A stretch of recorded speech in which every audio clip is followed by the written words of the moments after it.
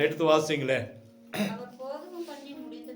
போதகம் பண்ணி முடிந்த பின்பு சீமோனை நோக்கி ஆழத்திலே தள்ளிக்கொண்டு போய் மீன்களை பிடிக்கும்படி உங்கள் வலைகளை போடுங்கள் என்றார். கண்களை மூடுவோமா?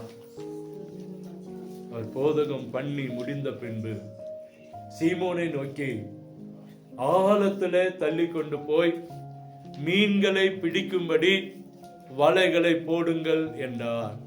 ஆண்டவரே, உடைய வார்த்தை எங்களோடு வரட்டும். நீர் பேசும், நாங்கள் கேட்கிறோம். நாமும் மகிமை அடையட்டும். வந்திருக்கிற ஒவ்வொரு மேலும் உடைய வார்த்தை கிரியை செய்யட்டும். அதுக்கு முன்பா என்னை தகுதிப்படுத்தும், என்னை சரிப்படுத்தும். உடைய வார்த்தைகளை சொல்லுகிற திராணி எனக்கு தாரும். என்னுடைய ஆவி, ஆத்மா, சரீரம், என் உச்சந்தலை முதல் உள்ளங்கால் வரை என்னுடைய கரத்தில் ஒப்பு கொடுக்கிறேன். நீங்க பேசுங்க, நாங்க கேட்கிறோம். இயேசுவின் இன்ப நாமத்திலே ஜெபிக்கிறோம் அன்பின் நல்ல தகப்பனே, ஆமென். உட்காருவோம். கர்த்தர் இந்த மாதத்துல, 7ஆம் மாதத்துல ஒரு பரிபூரண ஆசீர்வாதத்தை கர்த்தர் வைத்திருக்கிறார். என்ன வச்சிருக்கிறாரு? பரிபூரண ஆசீர்வாதம். அது 7வது மாதம் எப்போதுமே ஒரு பரிபூரணமான மாதம் தான். ஆனா கர்த்தர் இந்த மாதத்துல ஒரு நிறைவை தருவேன்னு சொல்றாரு. 6 மாதத்துல ஒருவேளை கஷ்டப்பட்டிருக்கலாம், பாடுபட்டிருக்கலாம், வேதனைப்பட்டிருக்கலாம். இந்த 7வது மாதம் கர்த்தர் சொல்லுகிற காரியம் ஒரு நிறைவை தருவேன். என்ன தருவேன்? நிறைவு. பாருங்க, அவர்கள் சொன்ன, ஆண்டவர் சொன்ன உடனே இவங்க போய் போடுறாங்க. ஆழத்துல தள்ளி கொண்டு போய் வலையை என்ன செய்யறாங்க? போடுறாங்க. போட்ட உடனே அநேக மீன்கள் கிடைக்குது. அநேக மீன்கள் கிடைக்குது. ஒரு படகு நிரப்புறாங்க. பார்த்தா அதற்கு மேல மீன் இருக்கு. அதற்கு மேல மீன் இருக்கு. அப்போ கரையில நிக்கிற ஜனங்களை கூப்பிடுறாங்க. அங்க இருக்கிற படகையும் வர சொல்றாங்க. அந்த படகு நிரம்புது. அந்த படகும், ஏன்னா அந்த கடற்கரை எத்தனை படகு இருந்தது? 2 படகுகள் இருந்துச்சு. இந்த 2 படகுகளும் நிரம்பத்தக்க மீன்களை கர்த்தர் என்ன செய்தாரு? கொடுத்தார். அல்லேலூயா. அது சொல்ல, அங்க வசனம் சொல்லுது, அதாவது எப்படி அமிலத்தக்கதாக அவ்வளவு மீன். அந்த போட் என்ன செய்து அமிலத்தக்கதான ஆசீர்வாதத்தை கர்த்தரால மாத்திரம் தான் என்ன செய்ய முடியும்? கொடுக்க முடியும். அல்லேலூயா. இன்னைக்கு ஆண்டவர் இந்த 7வது மாதத்துல உங்களுக்கும் எனக்கு வாக்குத்தத்தம் பண்ணி இருக்கிறார். அது அமிலத்தக்கதான ஆசீர்வாதத்தை உங்களுக்கு எனக்கு கர்த்தர் தரப்போகிறார். எப்படி தக்க? மூழ்கிற நல்ல, அதாவது அதுக்கு மூழ்கி போகிறதல்ல, அந்த அளவுக்கு நமக்கு ஆசீர்வாதத்தை கர்த்தர் தரார். அந்த அளவுக்கு ஒரு ஆசீர்வாதத்தை தர. போன வாரம் நம்ம பார்த்தோம், ஆழத்துல நடக்கிற ஆசீர்வாதங்கள் என்ன, ஆழத்துல என்ன இருக்கு அப்படின்னு பார்த்தோம். இந்த வாரமும் கர்த்தர் சொல்கிறார், நம்ம ஆழம் என்பது என்ன, நம்ம எதுலாம் ஆழமா போகணும், எதுலாம் ஆழமா போகணும், எந்தெந்த காரியத்துல நம்ம இன்னும் ஆழத்துல நம்முடைய காரியங்களை செய்யணும் அப்படின்னு தான் இன்னைக்கு நம்ம பார்க்க போறோம். எடுத்து வாசிங்க சங்கீதம் 5:3. சங்கீதம் 5:3. கர்த்தாவே, காலையிலே என் சத்தத்தை கேட்டருளுவி, காலையிலே உமக்கு நேரே வந்து ஆயத்தமாகி காத்திருப்பேன். இது ஏற்கனவே போன மாசத்துலயும் பார்த்தோம். இந்த மாசத்துல இந்த வார்த்தையை கர்த்தர் தருகிறார். கர்த்தாவே, காலையில என்ன சொல்றாரு? என் சத்தத்தை கேட்டருள்வீர். சங்கீதக்காரர் தாவீது சொல்றான், ஆண்டவரே என்னோட சத்தத்தை காலையிலே கேளுங்க ஆண்டவரே, என் சத்தத்தை காலையிலே கேளுங்க ஆண்டவரே. அவன் சொல்றான் பாருங்க, என் சத்தத்தை கேட்டருள்வீர், காலையில உமக்கு நேரே வந்து ஆயத்தமாகி என்ன செய்வேன்? காத்திருப்பேன். இன்னைக்கு முதல் காரியம், நம்ம எதுல ஆழமா போகணும் அப்படின்னா ஜெபத்துல ஆழமா போகணும். நம்ம அடிக்கடி பார்த்துட்டே இருக்கிறோம், அடிக்கடி நம்ம கேட்டுட்டே இருக்கிறோம், ஜெபம் ஜெபம் ஜெபம் தான் நம்முடைய வாழ்க்கையில் ஆழமான சத்தியம். வேற எந்த காரியத்திலும் போகிறத விட ஜெபத்துல நம்முடைய வாழ்க்கை ஆழமாய் போச்சுன்னா ஆண்டவர் நம்மோடு பேசுவார். ஆண்டவர் நம்மோடு என்ன செய்வாருங்க? பேசுவார். எப்பதான் ஆண்டவர் பேசுவாருங்க? ஜெபத்துல தான் பேசுவார். காரியங்கள் இருக்கும்போது ஆண்டவர் நம்மோடு கூட பேசுவார். இங்க சொல்ற தாவீது, ஆண்டவரே நான் காலையில வந்து உங்களுடைய கரத்துல என்ன செய்யறேன்? காத்திருக்கிறேன். என்னுடைய சத்தத்தை நீர் என்ன செய்யும்? கேட்டருளும். அப்ப அவனுக்கு தெரியுது, நான் வரேன், உங்களுடைய சமத்துல காத்திருக்க போறேன். எப்படி வந்து காத்திருக்க போறேன்? ஆயத்தமாகி வந்து காத்திருக்க போறேன். அதனால என்னுடைய சத்தத்தை நீர் என்ன செய்யும்? கேட்டருளும். நம்ம இன்னைக்கு ஜெபம் எல்லாம் உண்மைதான். நம்முடைய ஜெபம் என்னது? உண்மைதான். ஏன்னா நாம மாத்திரம் தான் ஜெபிக்கிறோம். ஆண்டவருடைய சத்தம் நமக்கு கேட்கிறதே இல்லை. ஆண்டவருடைய சத்தம் நமக்கு கேக்குதா? கேட்க நம்ம விடுறது இல்லை. மனமண்ணு போறோம், எடுத்த கம்தனன் ஏதோ ஒன்று சொல்லி ஏதோ ஒரு ஜெபத்தை பண்ணிட்டு ஓடியாரு. அப்படி ஜெபிக்கிறது ஜெபம் அல்ல. நம்ம என்ன செய்யணும்? கொஞ்ச நேரம் தேவ சமூகத்துல போய் ஸ்தோத்திரங்களை சொல்லி, கொஞ்ச நேரம் தேவ சமூகத்துல நம்மளை அர்ப்பணித்து, அதுக்கு பின்பாக நம்முடைய காரியங்களை ஆண்டவர்கிட்ட என்ன சொல்லணும். உண்மையான தேவனை வணங்குறோம், நல்லது செய்கிற ஆண்டவர் வணங்குறோம். ஆனா நம்முடைய ஜெபம் ஒன்வேவா போயிட்டே இருக்கு. கர்த்தருடைய சத்தத்தை கேட்காமே போறோம். நம்ம ஜெபத்துல ரெண்டும் இருக்கணும். என்ன இருக்கணும்? ரெண்டும் இருக்கணும். ஒரு ஆண்டவரே நாமும் பேசணும், ஆண்டவர் நம்மோடு கூட என்ன செய்யணும்? பேசணும். ரொம்ப நேரம் இல்ல, ஒரு 5 நிமிஷமாவது தேவ சமூகத்துல நம்ம காத்திருக்கணும். ஆண்டவரே, அங்கதான் சொன்னா, நான் காத்திருக்கிறேன், நான் என்ன செய்யறேன்? காத்திருப்பேன், உன்னுடைய சத்தத்துக்கு நான் காத்திருப்பேன். என்னுடைய ஜெபம் மாத்தல, என்னுடைய ஜெபத்தை நீங்க கேளுங்க, உங்க ஜெபத்தை நான் என்ன செய்வேன்? கேட்கணும். அல்லேலூயா. இதுதான் ஜெபம். நம்ம எப்போதும் நம்முடைய ஒரே வழியில போய் மடமடன்னு கடகடன்னு சொல்லிட்டு போறதில்லை. இப்போ ஜெபம் கொடுத்தா கூட என்ன செய்யறோம்? மடான ஆண்டவரே ஸ்தோத்திரம், இன்னைக்கு ஆராதனை ஆசீர்வதிங்க அப்படின்னு சொல்லியாரு. அப்படியே இல்லை, கொஞ்சம் ஸ்தோத்திரம் சொல்லி, அதுக்குன்னு முழு நேரமும் ஸ்தோத்திரம் சொல்லி இருக்கக்கூடாது. முழு நேரமும் கொஞ்சம் ஒரு 2 நிமிஷம் ஸ்தோத்திரம், ஒரு 2 நிமிஷம் ஆண்டவரை என்ன அர்ப்பணிக்கிறேன். அதுக்கு அடுத்தது ஆண்டவரை இந்த காரியங்களுக்காக ஜெபம் பண்ணி பாருங்க. ஆண்டவர் இந்த சத்தத்தை கூர்ந்து என்ன செய்வாராம்? கவனிப்பார். அல்லேலூயா. அப்போ தேவனோடு பேசுவதுல ஒரு ஆழம் வேணும். தேவனோடு நல்ல கவனிங்க, தேவனோடு பேசுகிறதுல ஒரு ஆழத்தை கர்த்தர் நம்மிடத்தில் எதிர்பார்க்கிறார். இந்த குளிர்சாதன பெட்டி எல்லாம் இல்லாத காலம், பொருள் எல்லாம் அந்த தானிய கடங்களை சேமித்து வச்சா எல்லாம் கெட்டு போச்சு. எல்லாம் என்ன செஞ்சுச்சு? கெட்டு போச்சு. என்ன செய்யுதுன்னு தெரியல. சரி, இவங்க பிளான் பண்ணாங்க. பிளான் பண்ணி எல்லாம் ஒரு பெரிய வீட்டை கட்டினாங்க. என்ன செஞ்சாங்க? பெரிய வீட்டை கட்டி அந்த வீட்டுக்குள்ள ஜன்னல் வைக்கல. என்ன வைக்கல? ஜன்னல் வைக்கல.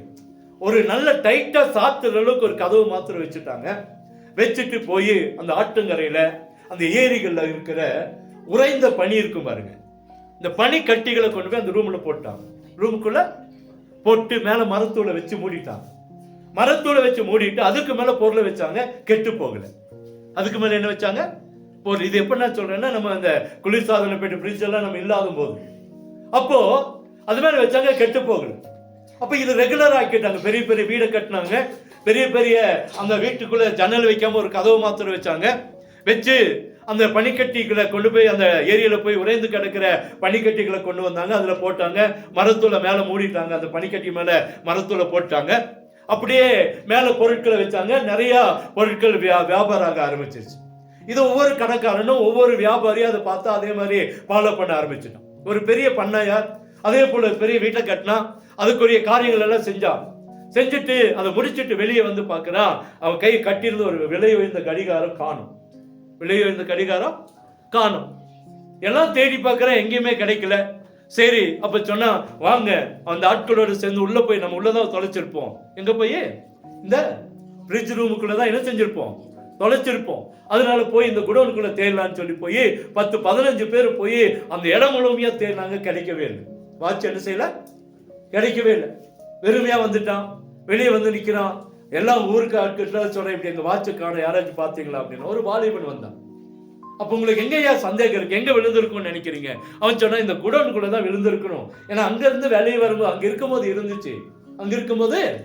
இருந்துச்சு, ஆனா வெளியே கொஞ்ச நேரத்துல காணும். அப்ப இந்த குடோனுக்குள்ளதான் விழுந்திருக்கணும். அப்போ உடனே அவன் சொன்னா, நான் போட்டுமா, நான் போய் எடுத்து தரட்டுமானா? டேய், நாங்க 15 பேர் போயிட்டோம்.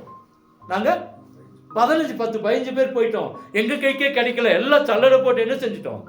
தேடிட்டோம். ஆனா நீ சரி போ, கிடைச்சா நமக்கு லாபம் தானே. கிடைச்ச அளவுக்கு லாபம் தான்.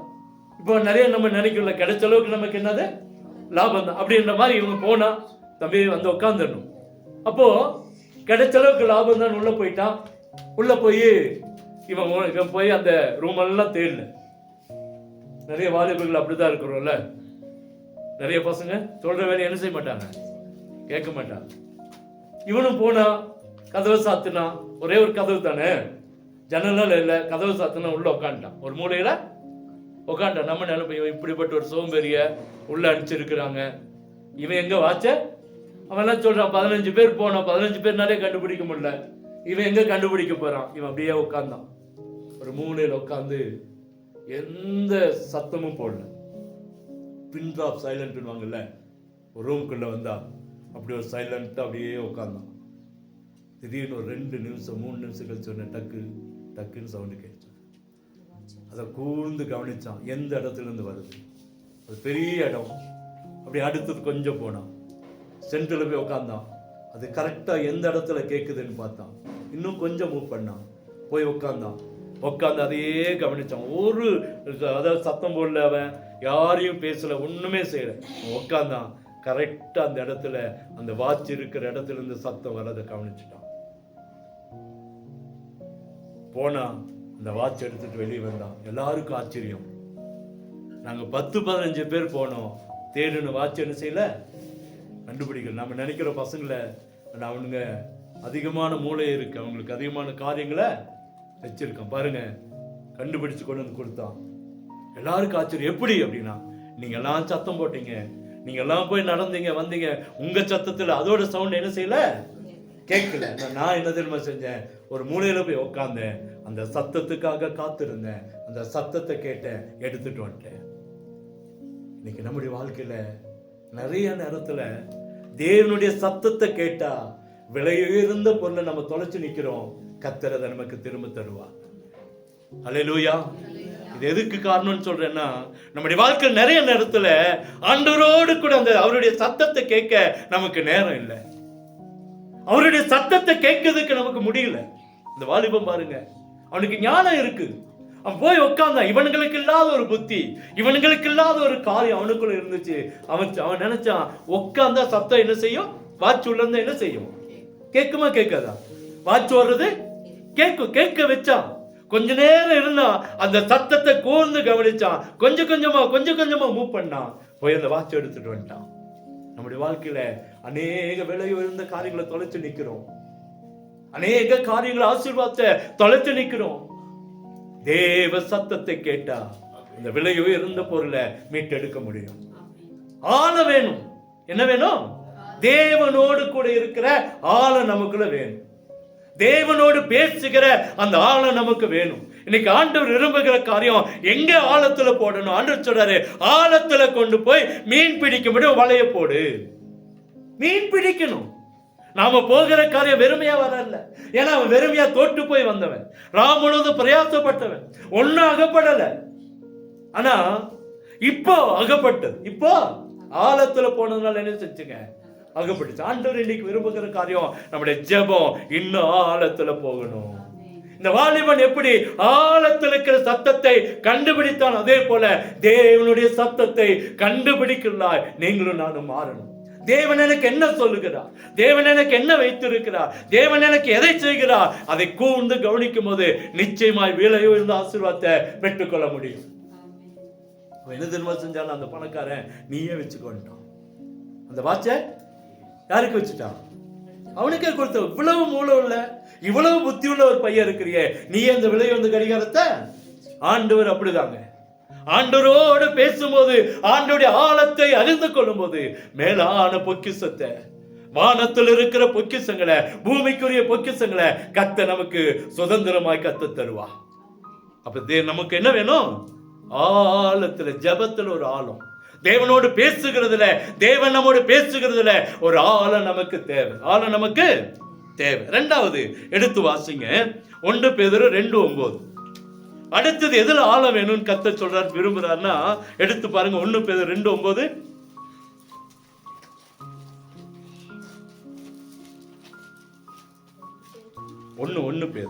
1 பேதுரு 2:9. நீங்களோ நல்லா கேட்டுங்க, உங்களை அந்தகாரத்தினின்று தம்முடைய ஆச்சரியமான ஒளியினிடத்துக்கு வரவழைத்தவருடைய புண்ணியங்களை அறிவிக்கும்படிக்கு தெரிந்து கொள்ளப்பட்ட சந்ததியாயும் ராஜரீகமான ஆசாரிய கூட்டமாயும் பரிசுத்த ஜாதியாயும் அவருக்கு சொந்தமான ஜனமாயும் என்ன செய்கிறீங்க, இருக்கிறீங்க. நம்ம யாராமா? தேவனுடைய பிள்ளைகள். யாருடைய பிள்ளைங்க?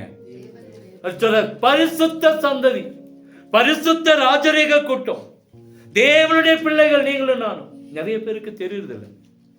உங்களுக்கும் இன்னைக்கு இருக்கிறவங்களுக்கு கர்த்தர் சொல்லுகிற காரியம், நம்முடைய ஆண்டவர் யார், நம்மளை எப்படி ஆண்டவர் பார்க்கிறார் என்பதை நீங்களும் நானும் தெரிஞ்சுக்கணும்.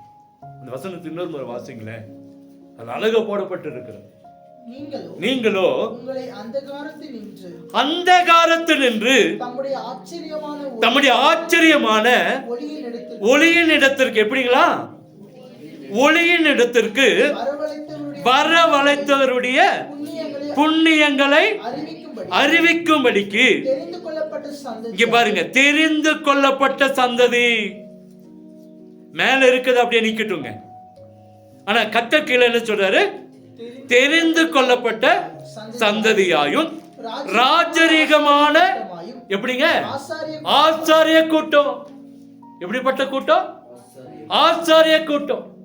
கர்த்தரால் அபிஷேகம் பண்ணப்பட்ட கூட்டம், கர்த்தரால நடத்தப்படுகிற கூட்டம், கர்த்தர் நமக்கு தலைவராக இருக்கிற கூட்டம்.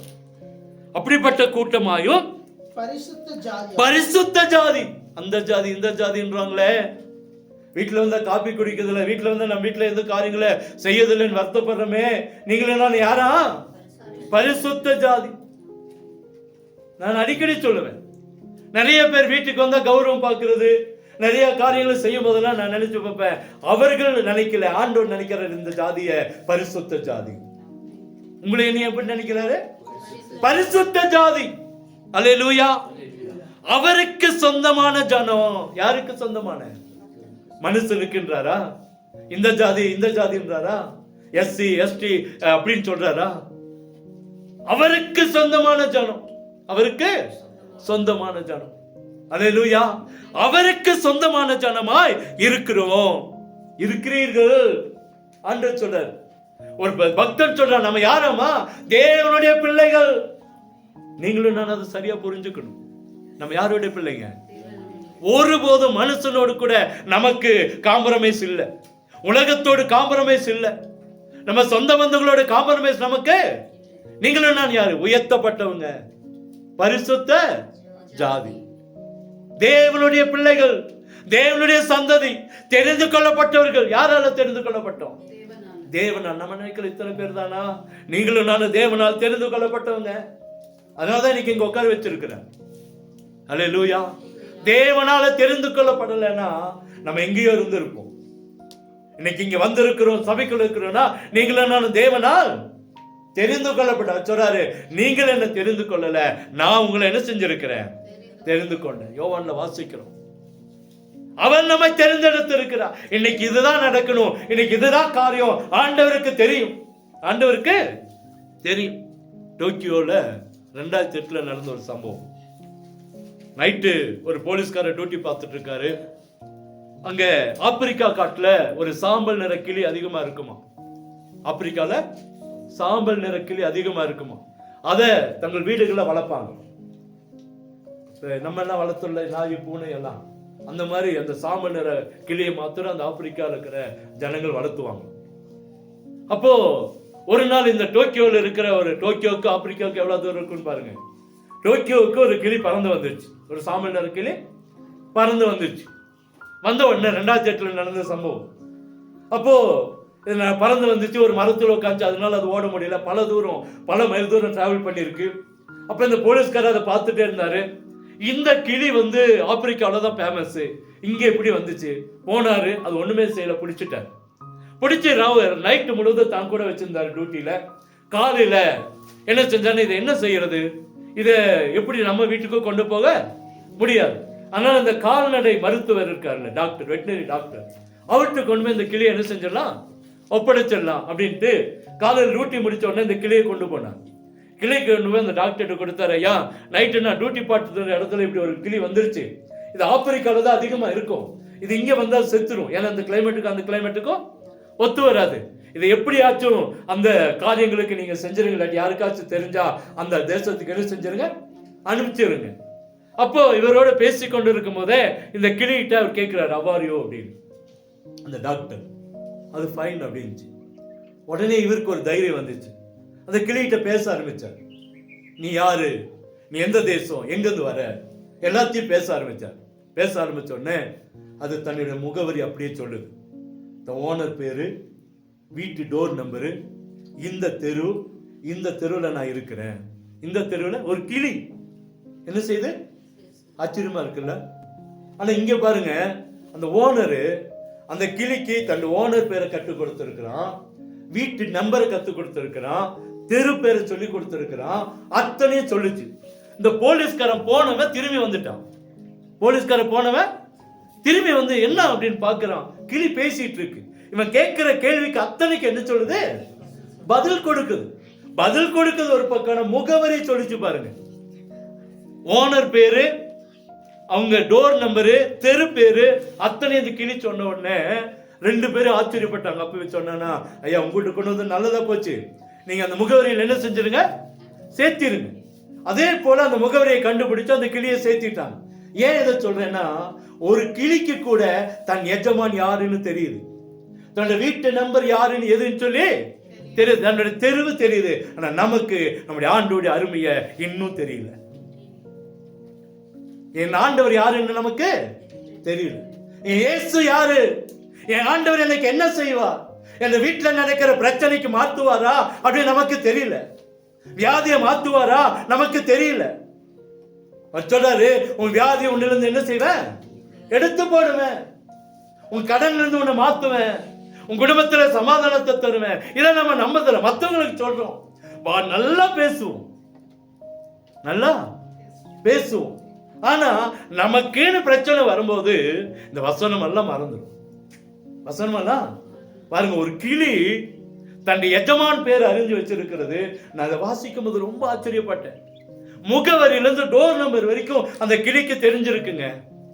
நீங்களும் நான் இன்னைக்கு இத்தனை வருஷமா தேவ சபையில இருக்கிறோம், தேவனை ஆராதிக்கிறோம், தேவனை மகிமைப்படுத்துகிறோம். ஆனா அந்த தேவன் யார் என்பதை இன்னும் நம்ம சரியா புரிஞ்சுக்கல. நம்ம ராஜரீக கூட்டம், தேவ சந்ததியில இருக்கிறவங்க, பரிசுத்த ஜாதி. நம்ம 1000 ஜாதி சொல்லிட்டு போட்டோம், நம்மளை உதாசனப்படுத்தட்டும், வெட்கப்படுத்தட்டும், வேதனைப்படுத்தட்டும். நீங்களும் நான் யாராமா? பரிசுத்த ஜாதியா, ராஜரீகம், ஆசாரிய கூட்டம். யாருங்க? ஆசாரிய கூட்டம். தேவனால முத்திரை போடப்பட்டு, தேவனால அழைக்கப்பட்டு, தேவனால அபிஷேகம் பண்ணப்பட்ட ஆசாரிய கூட்டம் நீங்களும் நானும். எத்தனை பேர் இதை ஒவ்வொரு நாளும் அறிக்கை பண்ண, ஆண்டவரே நான் இந்த ஜாதி, பரிசுத்த ஜாதி, ஆண்டவரே நான் ஆசாரியன். நான் யாரு? தேவனால தெரிந்து கொள்ளப்பட்டவன். ஒரு கிளிக்கு தெரிஞ்சிருக்கிறது, ஆனா நமக்கு இன்னைக்கு என்ன செய்யல? யோசேப்புக்கு நல்லா தெரிஞ்சிச்சுங்க. அதனாலதான் சிறைச்சாலையில் இருந்தாலும் கர்த்தர் அவனோடு இருந்தான். அவனுக்கு தெரியும், என்னை ஆண்டவர் உயர்த்துவார். எனக்கு கொண்டு போய் எங்க நிறுத்துவாரு? எங்க கொண்டு போய் ராஜாட்ட நிறுத்துவார். நான் அந்த தேசத்துக்கு அதிகாரியை மாத்துவார். தேசத்துக்கு அதிகாரியா யோசேப்புக்கு தெரியும், தானியேலுக்கு தெரியும். அதனாலதான் தானியேல் ஆண்டவரை மறுதலிக்காம 3 வேளையும் தேவனுடைய சமூகத்துல காத்து இருந்தான்.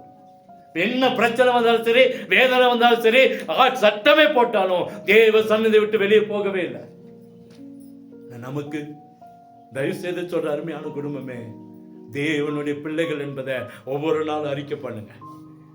நான் தொட்டு போக அல்ல, எனக்கு கஷ்டத்துல கொண்டு போக அல்ல, என்னை வேதனையில கொண்டு போக அல்ல, எனக்கு வியாதியை கொடுக்கல, எனக்கு பிரச்சனையை கொடுக்கல, தேவன் என்னை உயர்த்துவா.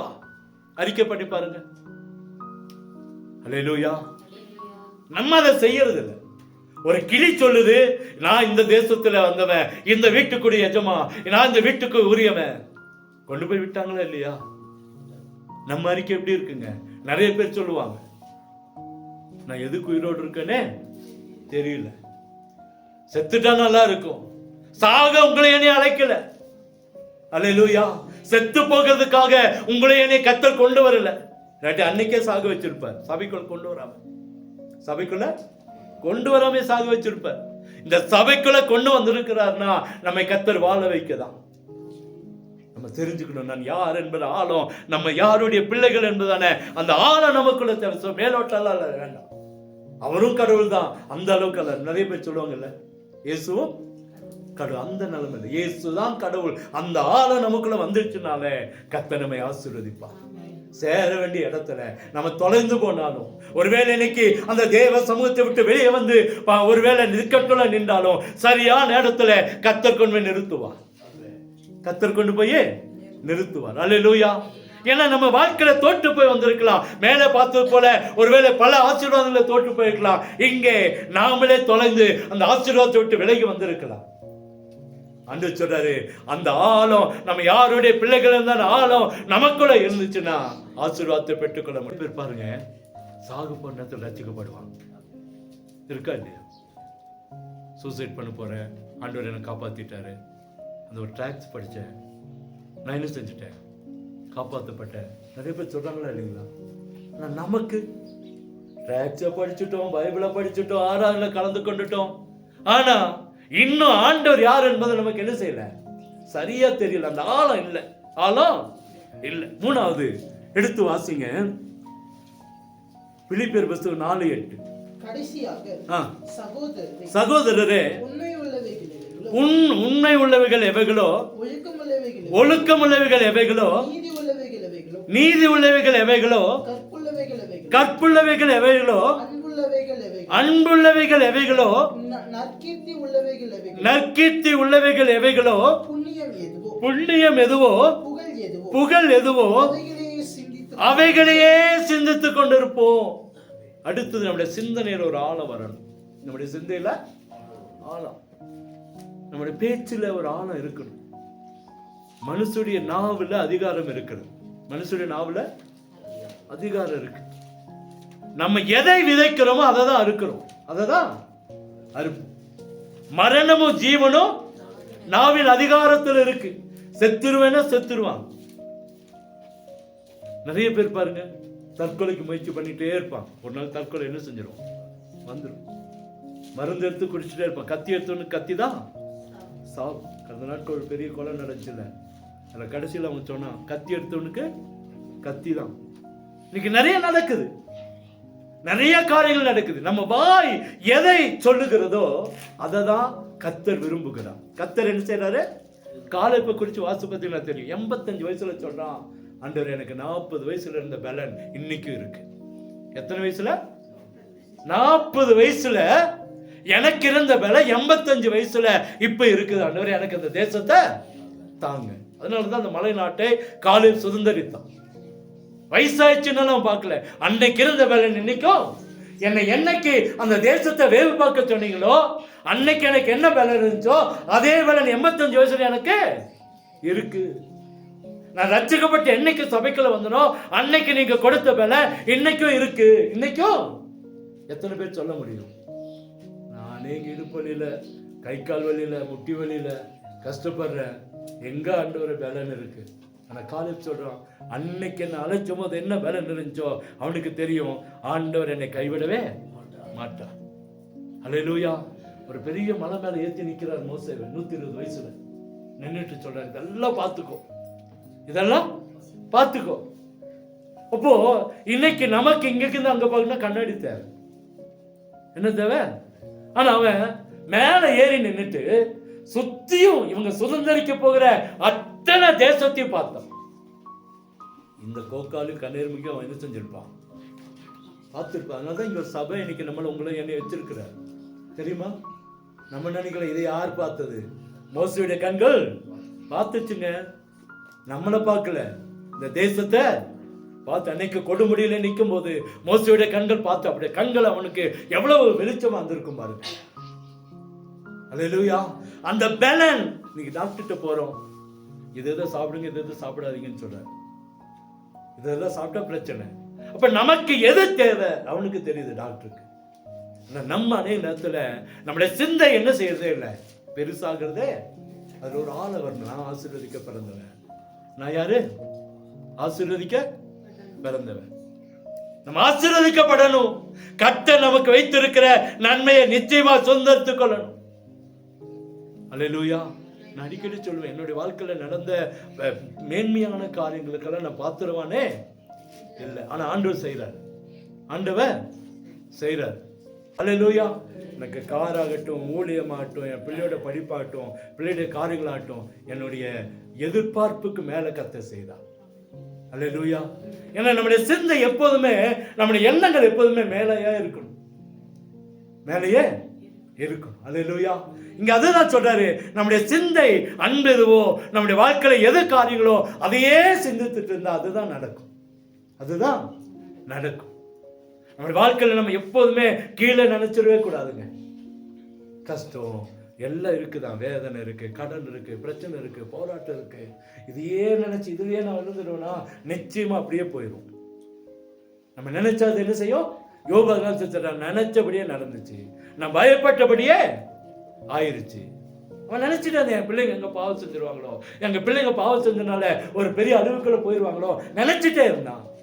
அவன் பிள்ளைங்கள் 10 பேர் செத்து போனோம், 10 பேரும் செத்து போனோம். நம்முடைய எண்ணங்கள் ஆண்டவர் பார்க்கிற போது ஆண்டவரை எடுத்துக்கொள்ளுங்க. நான் எலியா நிறைய நேரத்தில் நம்ம தெய்வ சமூகத்தில் அப்படி சொல்லவே கூடாது. போது ஆண்டவரேன்னு சொல்லவே சொல்ல, இன்னும் எனக்கு ஆசீர்வாதங்களை கொடுங்க.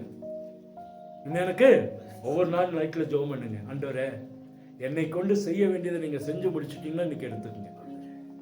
என்னை கொண்டு செய்ய வேண்டியதை செஞ்சுட்டீங்கன்னா இன்னைக்கு நைட் என்ன செய்யுங்க, எடுத்துங்க. இல்லாட்டி எனக்கு ஆசீர்வாதங்களை என்ன செய்யுங்க, சேர்த்து கொடுங்க. என்னோட ஜெபம் அதுதான். நான் எப்போதும் ஜெபம் பண்ணுவேன், என்னை கொண்டு நீங்க செஞ்சுட்டீங்க முடிச்சிட்டீங்கன்னு உங்களுக்கு நம்பிக்கை, உங்களுக்கு திருப்தி இருந்தா இன்னைக்கு என்னோட மரணம் இருக்கட்டும். இல்லைன்னா நாளைக்கு காலை நான் இந்த உலகத்தை என்ன செய்யணும், பார்க்கணும். ஆண்டவர் எப்போதுமே நம்ம செய்ய வேண்டியதை செய்து முடித்துதான் நம்ம மரணத்தை தருவார். ஒருபோதும் ஆண்டவர் நம்மளை அழிவுக்கு நல்லா கொண்டு வருகிறவர் அல்ல. இன்னும் ஒரே ஒரு காரியத்தை நான் சொல்லி முடிச்சாரு. யோபு 23:14, எனக்கு குறித்திருக்கிறதை நிறைவேற்றுவார், இப்படிப்பட்டவைகளை இன்னும் அவரிடத்தில் உண்டு, அநேகம் அவரிடத்தில் உண்டு.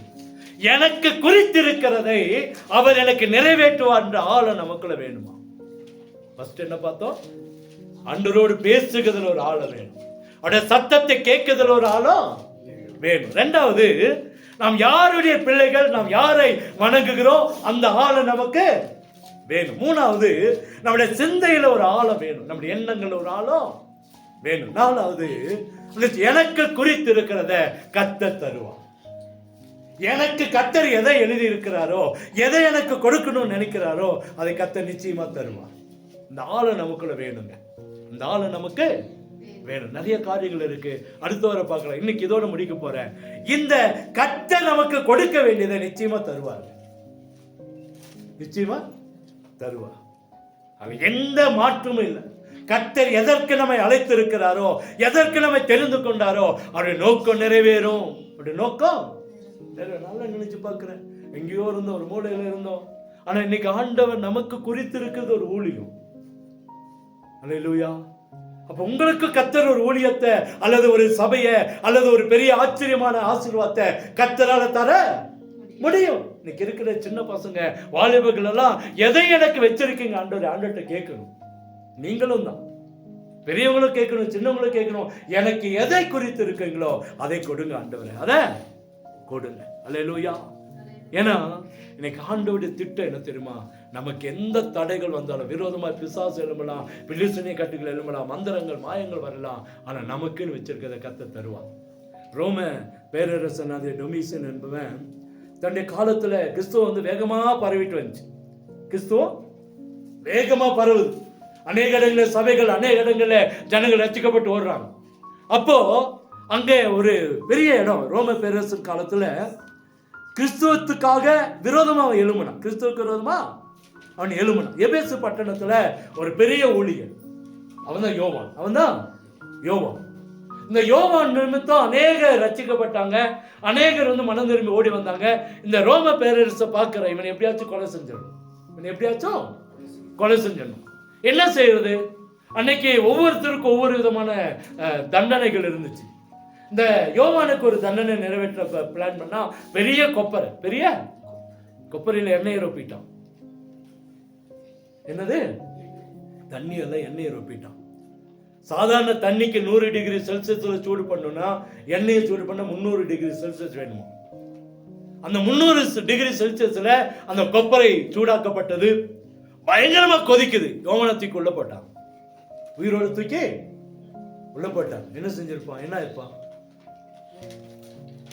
சொல்லுங்க? கருவாடு மாதிரி வெளியே வந்திருப்பானா? சாகவே. என்ன செய்யல, என்ன கொப்பரைக்குள்ள போட்டாங்க, சாகல. எப்படி இருந்திருக்குங்க? எல்லாம் பார்க்கலாம், ஆச்சரியமாயிடுச்சு. வெளியே தூக்கிட்டாங்க. சரி, சாப்பாட்டுல விஷத்தை கலந்து கொடுத்து அவனை சாகடிச்சிடலான்னு சொல்லி சாப்பாட்டுல விஷத்தை கொடுத்தான். அதுவும் அவன் சாகல. அந்த விஷமா அவனை சாகவில்லை. கடைசியில பார்த்தாங்க, இவனை சாக வைக்க முடியாதுன்னு தான் பத்மோ தீவுக்கு நாடு கடத்தப்பட்டான். எங்க கடத்தப்பட்டான்? பத்மோ தீவுக்கு. இவன் நினைச்சா இதோட யோவானுடைய சாப்டர் க்ளோஸ் நினைச்சான். ஆனா ஆண்டவர் யோவான் மூலமா தான் வெளிப்படுத்தின விசேஷத்தை எழுத வச்சார், தரிசனத்தை கொடுத்தார். அவருக்கு தெரியும் யோவான் மூலமா தான் இந்த வரக்கூடிய கடைசி காலத்தை குறித்து தெளிவான காரியத்தை யோவான் சொல்லணும். யோவான் இந்த ஜனங்களுக்கு என்ன சொல்லணும்? சொல்லணும். யோவானுடைய திட்டம் அல்லது ஆண்டோடைய திட்டம், டெக்லீசியல் அந்த டொமிசியனுடைய திட்டம் யோவானை கொலை செய்யணும். ரோம பேரரசுடைய திட்டம் யோவான. ஆனா ஆண்டோட திட்டம் என்னன்னா, யோவானை கொண்டு இந்த தேசத்தின் கடைசி நாட்களில் நடக்கிற சம்பவங்களை யோவானுக்கு தெரிவிக்கணும். அது வெளிப்படுத்தல் விசேஷமா எழுதணும், ஜனங்களுக்கு சொல்லணும். யாருடைய திட்டம் நடந்துச்சுங்க? தேவனுடைய திட்டம். அல்லேலூயா. அங்க வச்சுதான் இவன் நினைச்சுட்டா பத்மோ தீவுக்கு நாடு கடத்திட்டா ஒன்னும் நடக்காது, யோவானுடைய காரியம் முடிஞ்சது. அங்கதான் கர்த்தர் ஒரு புதிய அத்தியாயத்தை கற்றுக் கொடுத்தார். அல்லேலூயா.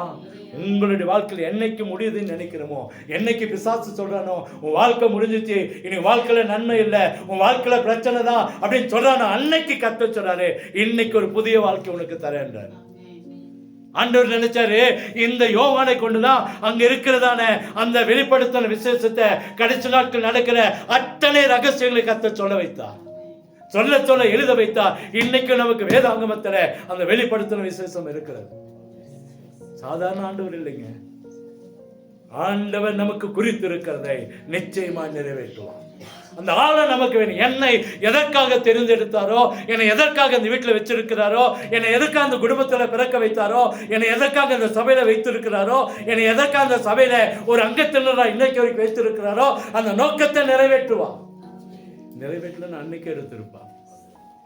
2002 சபைக்குள்ள ஜூலை மாசம் 1ஆம் தேதி வந்தேன், 2ஆம் தேதி சார்ஜ் எடுத்தேன். 24 ஆண்டுகளை முடித்து இன்னைக்கு 25வது ஆண்டாய் இந்த சபையில வைத்திருக்கிறார். கர்த்தர் குறித்து இருக்கிறதை நிச்சயமா நிறைவேற்றுவார். அல்லேலூயா. நிச்சயமா செய்வார். உங்க வாழ்க்கையில கர்த்தர் அழைத்த அழைப்பை நிச்சயமா நிறைவேற்றுவார். கண்களை மூடுவோமா? பயப்படவே பயப்படாதீங்க. ஒரு பெரிய கொப்பரையில யோவானை போட்டாங்க. 300 டிகிரி செல்சியஸ்ல வெப்பம் அவனுடைய வாழ்க்கையில இருந்தது. பிசாசு அவனை தொட முடியல, மரணம் அவனை தொட முடியல. அவனை சாப்பாட்டுல வலுக்கட்டமா விஷத்தை வைத்து அவனை கொலை செய்ய பார்த்தாங்க. விஷமான வாழ்க்கையில அவனை சாகடிக்க முடியல. நீங்க நினைக்கிறீங்களா, எனக்கு விரோதமா ஒரு கூட்டம் எழுமணிக்குது, எனக்கு விரோதமா ஒரு பெரிய கூட்டம் எழுமணிக்குது, பேசுது, என் வாழ்க்கை முடிஞ்சிருமா? முடியாதுங்க. உங்களுக்கு விரோதமா மனுஷன் சூனிய வைக்கிறானா, மந்திரம் வைக்கிறானா, அல்லது விஷ வச்சு கொல்ல பார்க்கிறானா, கொலை செய்ய முடியாது. ஏன்னா உங்களை கொண்டு என்னை கொடுத்தோம் கர்த்தர் ஒரு பெரிய திட்டத்தை வச்சிருக்கிறார். அருமையான குடும்பமே, அருமையான ஜனமே, ஐயா அம்மா சகோதர சகோதரிலே வாழ் சின்ன பசங்களே, கர்த்தர் உங்களோடு பேசி கொண்டு இருக்கிறார்.